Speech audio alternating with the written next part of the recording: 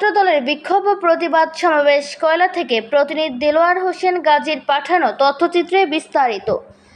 জাতীয়তাবাদী ছাত্রদলের সাংগঠনিক অভিভাবক ও বিএনপির ভারপ্রাপ্ত চেয়ারম্যান তারেক রহমানকে কটূক্তির অভিযোগে অব্যাহতিপ্রাপ্ত আহ্বায়ক ফিরোজ আহমেদের স্থায়ী বহিষ্কার এবং খুলনা জেলা ছাত্রদলের কথিত পকেট কমিটি পুনর্গঠনের দাবিতে কয়রা উপজেলা ছাত্রদল ও কলেজ শাখা ছাত্রদলের উদ্যোগে বিক্ষোভ মিছিল ও প্রতিবাদ সমাবেশ অনুষ্ঠিত হয়েছে।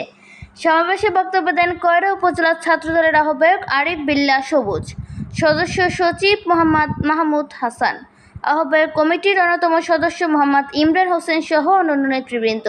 বক্তারা অভিযোগ করেন, দলের শৃঙ্খলা ও আদর্শ বিরোধী কর্মকাণ্ডের সঙ্গে জড়িতদের বিরুদ্ধে কঠোর সাংগঠনিক ব্যবস্থা গ্রহণ করতে হবে।